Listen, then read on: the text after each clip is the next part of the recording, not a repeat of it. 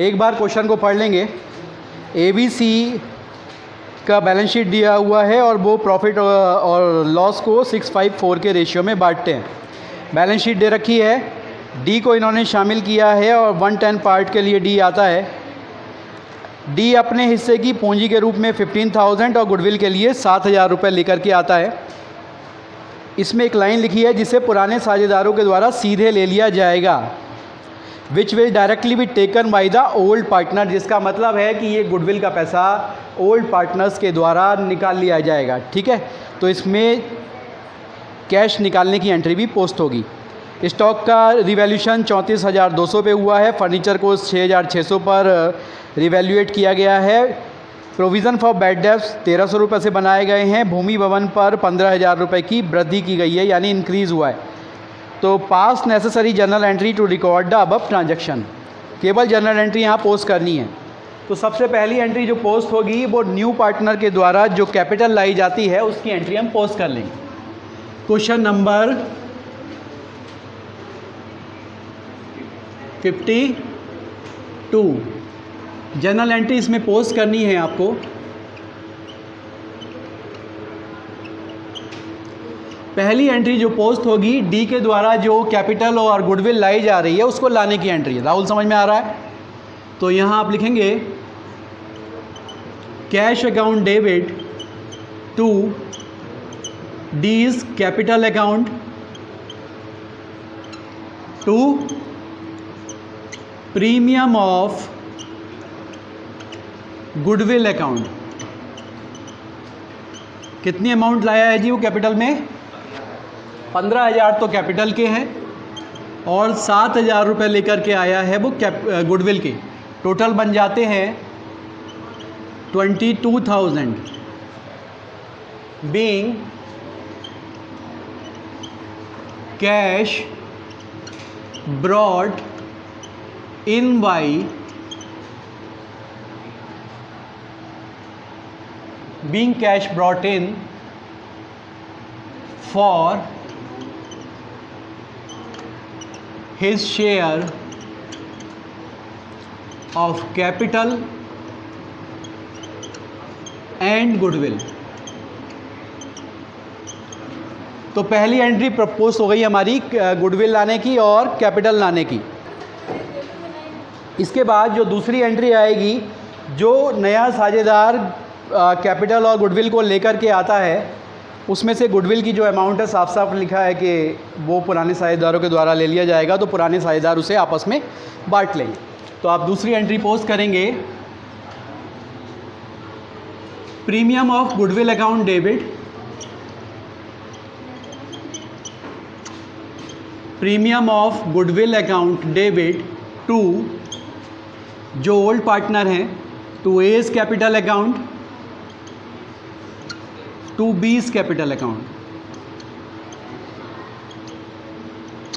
और इसमें जो गुडविल की अमाउंट, अच्छा सीबी है, 3 पार्टनर है, टू सीज कैपिटल अकाउंट। ज़्यादातर क्वेश्चन में 2 ही पार्टनर होते हैं, तो यहाँ पर 3 है, कोई बात नहीं। सैक्रिफाइस रेशियो में आप इस गुडविल को बांट देंगे, क्योंकि क्वेश्चन में केवल ओल्ड रेशियो दे रखा है, न्यू रेशियो नहीं दिया है, तो ओल्ड रेशियो को ही सैक्रिफाइस मान लिया जाएगा। ये हमने हर बार क्वेश्चन में बताया। तो आप 7,000 को किस रेशियो में डिवाइड करेंगे? 654 में। तो इनका ओल्ड रेशियो 654 का है, जो डिवाइड कर लीजिए, ये आएगा 466.66। आप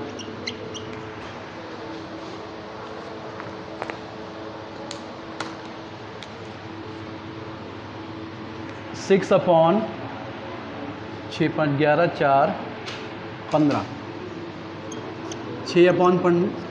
6/15 आ जाएगा और 4/15 ऐसे ही ये आ जाएगा आपका। नेक्स्ट आ जाएगा 6, 5 और 4 का रेशियो है। अच्छा ये 5 है, 4/15। तो ये 466.66 टाइम कट रहा है, ठीक है। इनटू करेंगे आप इसको 6 से, तो इसका पार्ट आ जाएगा 6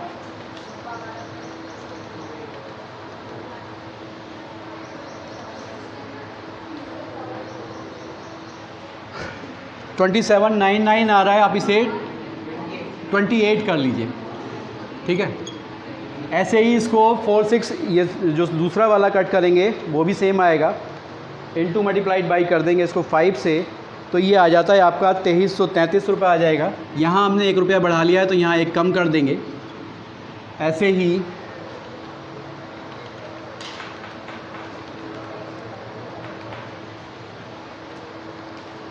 ये आ जाएगा 1866, इसको 1 रुपया बढ़ा दीजिए 67 कर दीजिए, तो इस तरह से जो पूरा टोटल आ जाएगा ये 7000 का आ जाएगा। बीइंग गुडविल डिस्ट्रीब्यूटेड, इस तरह से न्यू पार्टनर जो डी आया है, डी के द्वारा जो कैपिटल की राशि लाई गई और जो गुडविल की राशि लाई गई वो लाने की एंट्री पोस्ट हो गई पहली, और दूसरे नंबर पर गुडविल को डिस्ट्रीब्यूट करने की एंट्री पोस्ट हो गई। अब तीसरे नंबर पे जो एंट्री पोस्ट होगी वो होगी एडजस्टमेंट की। जो एडजस्टमेंट में आप देखिए लिखा हुआ है, पहला एडजस्टमेंट तो कैपिटल लाने का और गुडविल लाने का था। इसमें एक लाइन भी लिखी है जिसे पुराने साझेदारों के द्वारा सीधे निकाल लिया जाएगा, यानी गुडविल की राशि जो है, गुडविल की जो अमाउंट है वो ओल्ड पार्टनर निकाल रहे हैं बिजनेस से। तो अगर ओल्ड पार्टनर्स बिजनेस से गुडविल की अमाउंट निकाल लेंगे तो क्या एंट्री पोस्ट होगी, क्या एंट्री पोस्ट करेंगे? आप कैपिटल अकाउंट के डेबिट साइड में एंट्री करते हैं ना गुडविल निकालने की, ठीक है, तो क्या एंट्री पोस्ट होगी?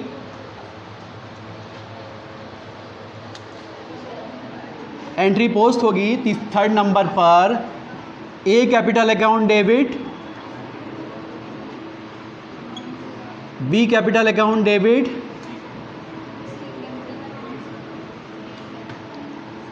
सी कैपिटल अकाउंट डेबिट,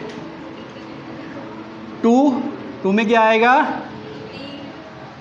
डी, पैसा वो निकाल रहे हैं बिजनेस से, कैश में वो पैसे को निकाल लेंगे, टू कैश अकाउंट। और जो सेम अमाउंट है ये जो आपने यहाँ पर निकाली है गुडविल की, जो गुडविल डिस्ट्रीब्यूट की थी, अब वो अपने अकाउंट से पैसा निकाल लेंगे, यानी कैपिटल अकाउंट के डेबिट साइड में जो एंट्री होगी वो टू कैश से एंट्री होगी और तीनों के अकाउंट में ये अमाउंट पोस्ट हो जाएगी, ठीक है। तो ये एंट्री आ जाएगी आपकी, ए की कैपिटल अकाउंट में आप 2800 लिख लीजिए, बी की कैपिटल अकाउंट में 2333 और 1867 सी में टोटल आ जाएगा 7000 कैश में। ये कैश में इतना पैसा निकल जाएगा। बीइंग गुडविल विथड्रॉन, तो ये जो पहला वाला आपका एडजस्टमेंट था कि पार्टनर, न्यू पार्टनर कैपिटल लाता है, गुडविल लेकर के आता है, और ओल्ड पार्टनर्स में डिस्ट्रीब्यूशन और ओल्ड पार्टनर्स के द्वारा गुडविल को निकाल लिया जाना, ये तीनों एंट्रियां आपने क्लियर कर ली। पहला पार्ट इसका ख़त्म हो गया, समझ में आ गया। अब जो दूसरी है, स्टॉक को रिवैल्यूएट किया गया है 34,200 पे, तो स्टॉक को आप बैलेंस शीट में देखिए कितने का दे रखा है, 38,000 का दिया है, ठीक।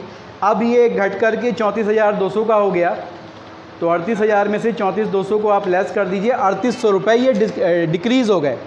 अगर डिक्रीज़ होती है रिवैल्यूशन में एसेट्स की वैल्यू, तो आप किस साइड में लिखते हैं? रिवैल्यूशन के डेबिट साइड में लिखते हैं ना। रिवैल्यूशन के डेबिट में ये एंट्री जाती है स्टॉक की, तो आप एंट्री क्या करेंगे? Revaluation account debit to stock. Logic को समझिए, revaluation account debit to stock account, और कितने से कम हुआ है? 3800 से। बीइंग डिक्रीज इन स्टॉक, जब भी किसी एसेट की वैल्यू डिक्रीज होती है तो रिवैल्यूशन के डेबिट साइड में आप जाते हैं, थोड़ा ध्यान करोगे तो याद आ जाएगा। जब डेबिट साइड में आप जाते हो तो वहाँ लिखते हो टू स्टॉक, और रिवैल्यूशन में आप लिख देते हो अमाउंट को। अगर आपको इसकी जर्नल एंट्री पोस्ट करनी हो तो जो डेबिट साइड में वैल्यू लिखी हुई है उसे कहाँ भेजते हो आप? क्रेडिट साइड में, और रिवैल्यूशन को क्या कर देते हैं? डेबिट कर देते हैं। वही हमने यहाँ किया, रिवैल्यूशन को डेबिट किया और स्टॉक को क्रेडिट साइड में भेज दिया, ठीक। तो इस तरह से आप थोड़ा सा ध्यान करोगे तो जर्नल एंट्री भी पोस्ट कर लोगे, ठीक है। तो नेक्स्ट एंट्री है, फर्नीचर को 6600 रुपये पर रिवैल्यूएट किया गया है। फर्नीचर की वैल्यू देखिए बैलेंस शीट में 7,500 दी है बैलेंस शीट में, फर्नीचर की वैल्यू 7,500 है, अब हो गई 6600, तो 7,500 में से 6600 कम कर दीजिए, 900 रुपये घट गए, यानी डेबिट साइड में जाएगी एंट्री रिवैल्यूशन के, सेम एंट्री पोस्ट हो जाएगी, revaluation debit to furniture account. तो आप यहाँ लिखेंगे revaluation account debit to furniture account being decrease in furniture, और 900 रुपये जो आपने निकाले हैं ये 900 रुपीज़ को आप पोस्ट कर देंगे। तो इस तरह से स्टॉक की आपने एंट्री पोस्ट कर दी है, फर्नीचर की एंट्री पोस्ट कर दी है।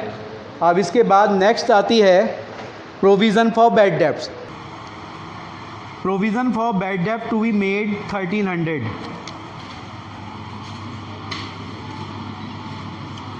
बैड डेब्ट्स के लिए प्रोविज़न करना है। जब भी आप बैड डेब्ट्स के लिए प्रोविज़न करते हैं तो रिवैल्यूशन के डेबिट साइड में ये प्रोविज़न होता है, याद करो, ध्यान में आ रहा है।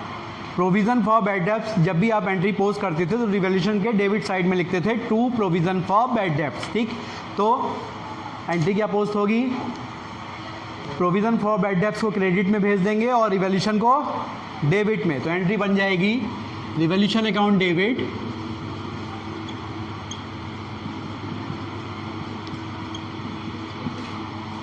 To provision for bad debts, और 1300 से ये एंट्री आप पोस्ट कर देंगे बीइंग प्रोविज़न फॉर बैड डेब्ट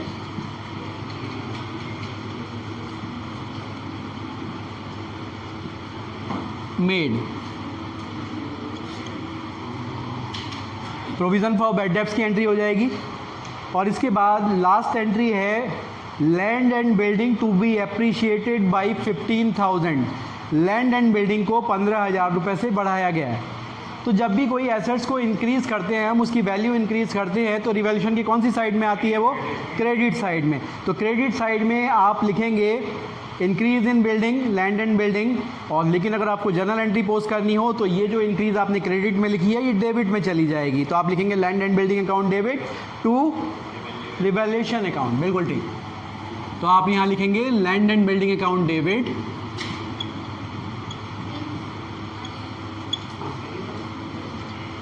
to revaluation account.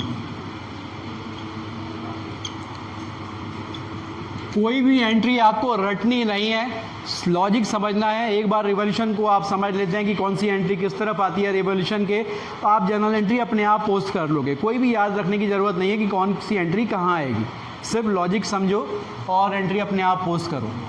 Being increase in value of land and building.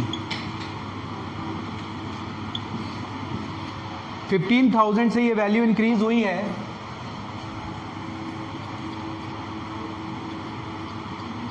तो इस तरीके से ये पूरी की पूरी एंट्रियाज आपकी हो जाती हैं।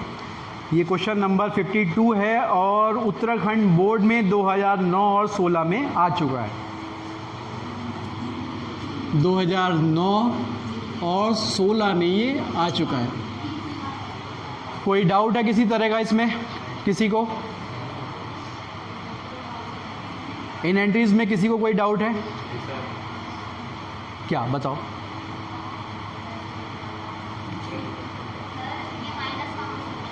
माइनस कहाँ से हुआ, माइनस की अमाउंट कैसे आई, कौन सी वाली?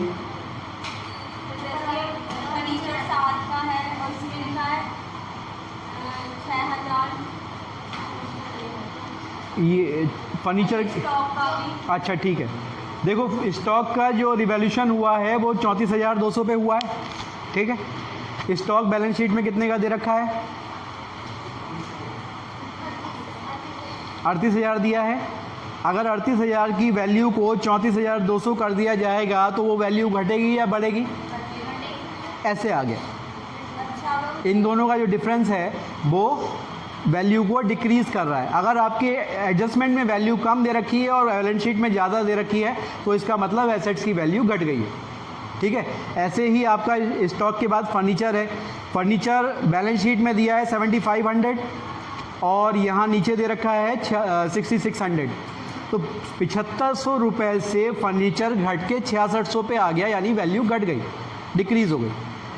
और जब भी वैल्यू डिक्रीज़ होगी तो रिवैल्यूएशन के डेबिट साइड में जाएगी, तो आप लिखोगे टू फर्नीचर और उसकी वैल्यू बाहर लिख दोगे। लेकिन अगर आपसे जर्नल एंट्री पोस्ट करने को कहा जाए तो वही जो वैल्यू फर्नीचर की है आप उसे क्रेडिट में भेजोगे और रिवैल्यूएशन को डेबिट कर दोगे। Revaluation debit to furniture account, इस तरह से जर्नल पोस्ट हो जाएगा।